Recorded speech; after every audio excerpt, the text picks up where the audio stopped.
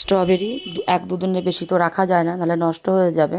তো ওই জন্য স্ট্রবেরিটা তাড়াতাড়ি করে বাবাদের সমস্ত ভগবানদের সেবা দিয়ে শেষ করে দিচ্ছি। আর এখন রাত 10টা বাজে। তো বাবাদের সেবা দিচ্ছিলাম। আজকে সেবা দিয়েছিলাম নারকেল কুল আর স্ট্রবেরি, আর এদিকে যে তুলসী পাতা সাজিয়ে নিচ্ছিলাম। আর গোপু বাবা যেহেতু শিশু ভগবান, তো রাত্রেবেলায় খিদে লাগে, তো কিছু না কিছু টিফিনে তো দেই, চকলেট বিস্কুট কিছু না কিছু দেই। তো আজকে স্ট্রবেরিটাই দিয়ে দিলাম।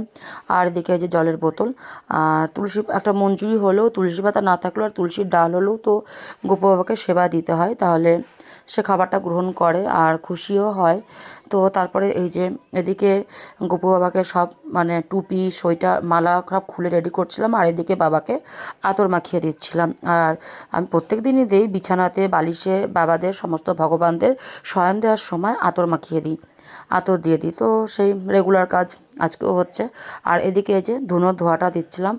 আর লোকে ছোবার ধুনো দেয়, তো আমার কাছে ছোবড়া নেই, তো এই জন্য ধুনো ধোয়াটাই এই ধুনো ধোয়াটাই দিচ্ছি। আর যেহেতু এখন শীতকাল,